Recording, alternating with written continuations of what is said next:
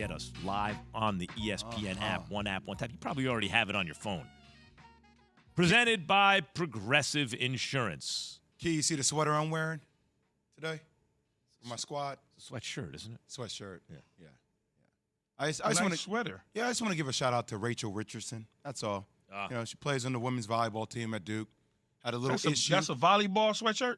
No, it's a Duke sweatshirt, but it's to Rachel. Just shout out to her for standing up about what she believes in after the situation that happened at BYU. That's all. Just want to give her a shout out. We stand with you. People who chant, they ought to be ashamed of themselves. People who say stuff like that. You didn't hear about Key chanting? No, yeah. Racial slurs while every serve. Yeah, I heard about it. Every serve that she has. Come on. I follow. Yeah.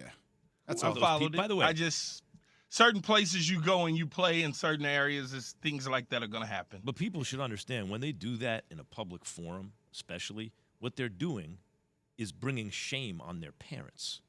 You understand? If you're chanting a racist slur somewhere, let the camera catch you.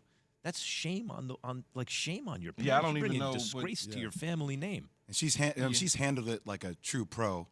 She didn't actually throw shade at BYU, the school. She actually threw it at the individual perpetrator. The way she's handled it has been classy. So. Yeah, I've never been one to subscribe to understanding how someone can go to a game or and just like what makes you think that I'm gonna wake up, I'm gonna brush my teeth, I'm gonna get dressed, and I'm gonna think, I'm gonna go to the game and I'm just gonna throw racial slurs at somebody. That's gonna be fun today. Like what? So we were talking earlier, actually before the show even started. Key was talking about this Lakers show.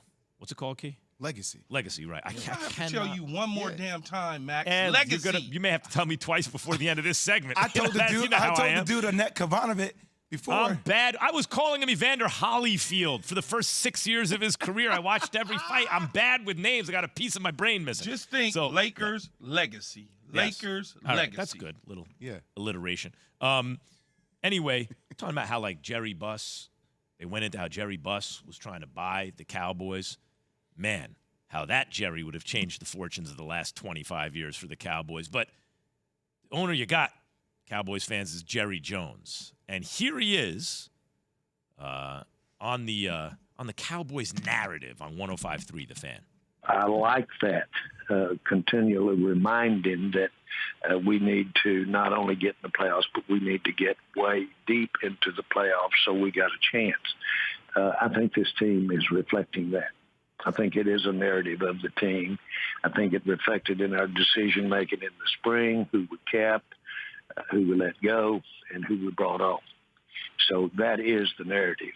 Get in a better spot to stay longer in the playoffs. Longer in the playoffs. How about win a single game, Key? What's the main narrative for the Cowboys heading into this season? To me, you must win a playoff game or it's a disaster. If you win a playoff game, it's a push. And you win two, you had a successful season. But I think you got to win at least a playoff game here. What's the narrative for you, Key? It'd be really good for them to advance into a second, a second round or whatever the case is. If they get to the divisional round, that's a plus. I think that's where they need to be. Anything short of that, it's not a successful season, regardless of what you may have done in the offseason. Of course, players are going to come and go. Some guys are going to get injured, but they've got to.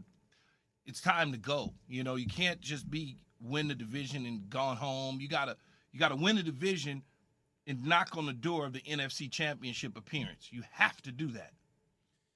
I don't know, Keith. For me, it has to do a lot around this maybe being one of the worst off seasons for the Cowboys leading into a season with a lot of hope with a head coach who you feel like is barely living with his lifeline. The loss of Tyrone Smith, I think, really hurts him, right? Like the QBR for Dak Prescott is like 108 when he's on the field. When he's not on the field over the last 2 years. 108? It's like 107, 108 when he's on the field. 108? That's unheard. No. Passer rating, excuse me. Like 108 when he's on the field, and when he's off the field, he's like 95. Like it's like Jimmy G portion. So I don't know, losing Amari Cooper. I think there are a lot of questions around this team. Even Ezekiel Elliott, Key. Like I get that everything's going to run through Zeke, but time has just been proven that it feels like he's been injury prone more and more and more. Like what makes us think, seeing the history of the running backs over the last 5 years with Christian McCaffrey and Saquon Barkley, Derrick Henry even last year, that a guy like him with that size and frame is actually going to be able to survive. Well, I think I'm not worried about Zeke. I think Zeke will be healthy. They'll rotate Pollard in there, here and there, and mix things up. But that's different, though, Key. And when different. Zeke is healthy, he's one of the better backs in the league, and he's been healthy for the most part. Missed a couple games here and there, but for the most part, he's been pretty healthy. I think when you talk about the offensive line and you look at the offensive line and having and Torrance Smith now being removed from the lineup, and they have to figure out what they're going to do at the left tackle spot. I'm sure Jerry Jones, Will Clay, Stephen Jones, and Jerry Jr. went into this season bringing back Smith, saying to themselves, he could get hurt again. Something could happen, so let's have a contingency plan.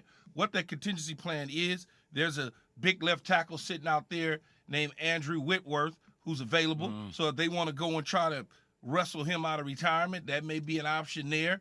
Who knows? But I think they're going to be competitive. I don't know what's going to happen because I like the Eagles as well. And if the Eagles come to the party with Jalen Hurts, they're going to get the Cowboys a run for their money. And if the Cowboys stub their toe, then Mike McCarthy will probably be looking for a new job. And that's what Jerry Jones is essentially saying. But they kind of already did stub their toe with I don't think you could count on Tyron Smith to play. Like, you can't. It's foolish to think, oh, yeah, he's going to play a full season because he never does, right? But he's really good when he's on the field. But that's one of the downsides. And the line has eroded. The offensive line has eroded over the last several years. They've just started to replenish it in a serious way. But the way they built it, 4 out of 5 years, their first round pick went to the O-line. So they built this real powerful O-line. That's eroded somewhat. And now you add to that, the receiving room won't quite be the same. Mike McCarthy has won a Super Bowl. And I wouldn't say he's an incompetent head coach, but I would not consider him an elite head coach either, which goes to the point where Jerry Jones will only hire people where they don't take away his shine, right? And then when I hear they want to run the offense through Zeke as a Giants fan, I'm like, great. You know, Zeke at this point in his career behind a decent offensive line versus Dak, great, run it through Zeke. He's the lesser player. Key, do you see Dak getting back to where he was 2 years ago when he was on that MVP run before he got hurt? You think he'll reach that level again this year? I thought he played pretty well last year. I think he'll probably play well again this year. The beginning of the season prior to getting hurt, it wasn't like the Cowboys were undefeated. I don't even remember exactly what their record was, but I feel like it was something like 2-3 or something like that. It wasn't like it was just lights out. He was putting up statistical numbers that certainly made people feel like he was having an MVP season.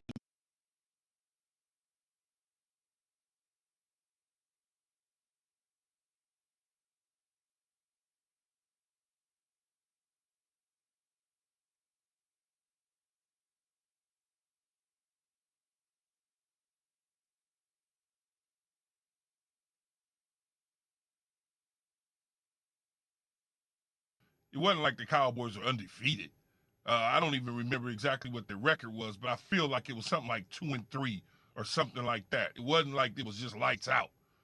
He was putting up statistical numbers that certainly made people feel like he was having an MVP season based on statistics. I think he can still do those sort of things. What they got to worry about is getting the W's, not the statistics. I'm looking now from 2021. 0-1, 0-2, 1-2, 2-2. They were 3-2. Yeah, after 5 years. Yeah, so yeah, it wasn't. Yeah, they wasn't like lights out. This, and that's 20. You looked at 20 or 21, Max. 21 last year. Because he got hurt in 20. Yeah. Oh, you're talking about 2020. 2020 is when he got hurt. Yeah. By the way, in 2019 he had a good year. They were 8-8. He was playing. A lot of people feel like he was playing at an MVP level those first, I don't know, was it 5 games? I think it's like 5 or 6 games. Yeah, but overall, he was putting up a lot of numbers. They were playing from behind plenty, so they were airing it out. This is Keyshawn J. Willimax coming to you live from above the Heineken River Deck at Pier 17. So, is Mike Tomlin any closer to announcing a quarterback starter in Pittsburgh? And should he be? The season's coming right up. Keyshawn J. Willimax, yes.